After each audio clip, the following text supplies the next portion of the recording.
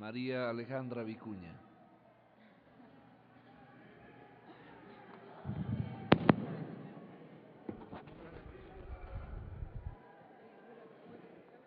Pero tenemos que alternar las bancadas. Gracias, presidente, compañeros, compañeras asambleístas, maestros de todos los rincones del Ecuador que hoy nos visitan y comparten este debate, pero sobre todo un saludo fraterno y caluroso, y ratifico el compromiso de seguir impulsando la revolución educativa a esos niños, adolescentes y jóvenes que son la razón de ser de este esfuerzo conjunto que plasmamos en este proyecto de ley. La revolución educativa es el pilar transversal para la consecución del buen vivir y el régimen de desarrollo. La garantía para su acceso universal es imperiosa para efectivizar las conquistas de Montecristi. No hay duda que este proyecto de ley prioriza la calidad en el sistema educativo nuevo que planteamos, así como la universalización de la cobertura y la eficiencia en la prestación de servicios. Sin embargo, la principal virtud de la ley será su capacidad de convertirse en una herramienta fundamental para lograr una educación liberadora y relevante en los procesos de transformación social que tiene como premisa la formación integral del ser humano. Tenemos entonces la responsabilidad histórica de otorgarle al Ecuador una ley revolucionaria. Por ello planteamos el destierro de las prácticas impuestas por quienes históricamente han manipulado la educación, instaurando un sistema antidemocrático, ineficiente, burocratizado y claramente anticientífico, que se convirtió en el mejor aliado de la lógica neoliberal, con su objetivo irracional de convertir hasta el conocimiento humano y la formación integral de nuestros niños y adolescentes en simples bienes dentro del mercado o en elementos para el chantaje político. Una lógica perversa que siempre consideró a la educación como la última rueda del coche, aquella que había que asignarle solamente las migajas que sobraban del presupuesto general del Estado, únicamente después de haber satisfecho con creces la asignación de recursos para el pago de la deuda externa, en gran parte ilegítima, y por supuesto que incluía las respectivas comisiones de sus alcahuetes. Hoy lamentamos que algunos actores políticos con discursos demagógicos articulados solo para el aplauso y con propuestas irresponsables que no responden claramente a la lógica del bien común, sino que responden a la lógica del pasado, de esa frase que siempre algunos tienen presentes, del yo propongo, quedo bien, me aplauden y anda busca quien te... Hoy esos mismos actores políticos pretenden rasgarse las vestiduras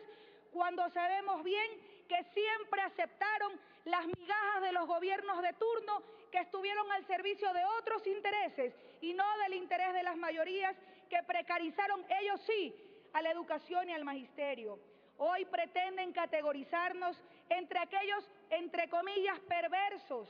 que regateamos el sueldo a los maestros y los empleados quizás de la Santa Trinidad para reivindicar sus derechos, derechos que jamás fueron defendidos como corresponden, porque lo único que realmente pelearon fue por mantener el privilegio de unos cuantos y sus reducidas parcelas de poder.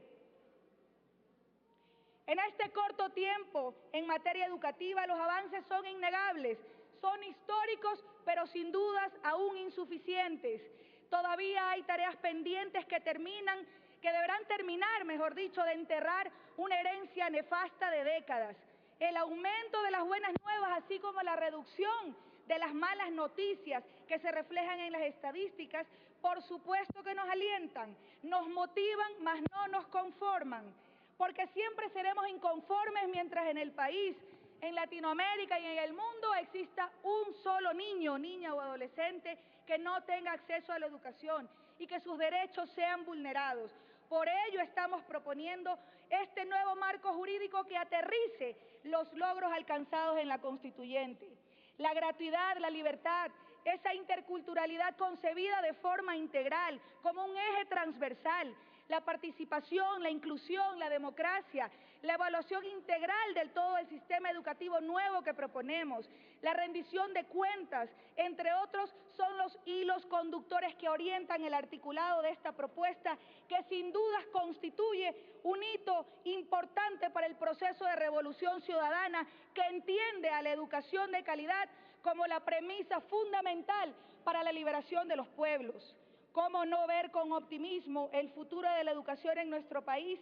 si planteamos una ley que garantiza una educación participativa, en donde se construyan procesos democráticos e inclusivos desde las aulas y se promueva el ejercicio de los derechos en base al laicismo y a una visión de educación emancipadora, que incorpora además la corresponsabilidad de todos los actores del sistema educativo en su conjunto, docentes, autoridades, la comunidad en general, por supuesto las madres, los padres de familia y los estudiantes. Aquí planteamos que nuestros niños, niñas y adolescentes ya no sean solo sujetos de derechos, sino actores de la transformación camino a la construcción del Estado democrático, que pasen de ser simples receptores de información a verdaderos generadores de conocimiento. ¿Cómo no dejar de reconocer en esta propuesta el que se garantiza ahora sí la revalorización docente con un escalafón justo, remuneraciones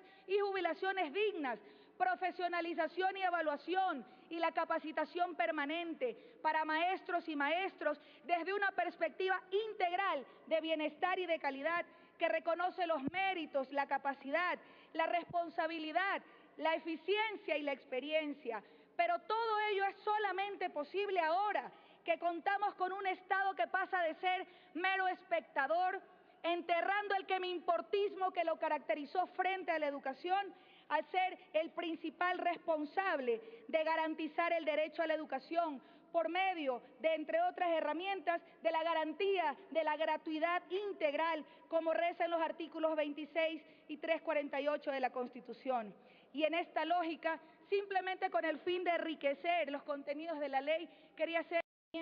de algunas propuestas importantes para que sean consideradas como transitorias.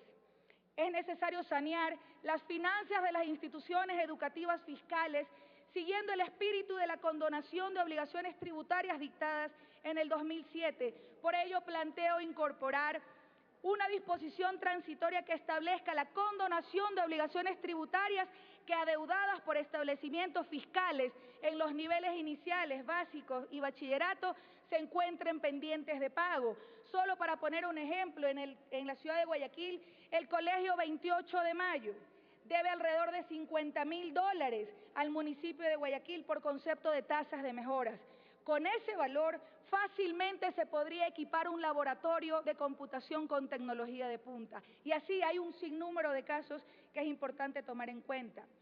Asimismo, existen muchos establecimientos educativos, especialmente en el área rural, que se encuentran emplazados en terrenos que no están legalmente a nombre del Ministerio de Educación, pues son producto de donaciones u otras formas de adquisición llevadas a cabo sin las formalidades del caso, y ello ha impedido, por temas legales, que la Autoridad Educativa Nacional pueda invertir para mejorar su infraestructura, en la gran mayoría de los casos precaria, de esta manera perjudicando principalmente a los estudiantes, que en ellas se educan, para lo cual planteamos en el texto que pasaré por escrito en honor al tiempo, la transitoria que regularice de forma inmediata a partir de la entrada en vigencia de la ley de los inmuebles donde funcionan escuelas, establecimientos educativos fiscales. Acorde a lo establecido a la Constitución y al Código de la Niñez y Adolescencia, y que recoge por supuesto el proyecto de ley, planteamos en conjunto con varios asambleístas el otorgarles a las juntas distritales de resolución de conflictos la capacidad. Un minuto, asambleísta. Gracias, presidente, concluyo. Para que en caso de acoso sexual o violencia sexual puedan arbitrar medidas de protección conjuntas, paralelas o incluso independientes a las que puedan dar las juntas cantonales de protección de derechos,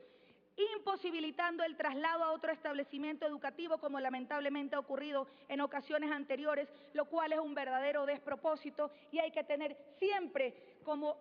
fundamental, priorizando el interés superior de los niños, niñas y adolescentes, de los estudiantes. Y finalmente, respaldando e impulsando el planteamiento de los adolescentes y jóvenes de todo el país, una disposición general que desarrolle, tal como determina la Constitución y la presente propuesta de ley, una educación integral en sexualidad como parte sustancial de la currícula en el sistema educativo, que supere la lógica netamente biologista, que rompa el sesgo dogmático y religioso y que la asuma como algo inherente a la naturaleza humana, con enfoque de derechos, entendiendo al ser humano como una unidad biopsicosocial. Pongámonos todos la camiseta de la educación. La revolución educativa que nació en Montecristi es hoy, compañeros y compañeras asambleístas, nuestro deber concretarlo. Muchas gracias.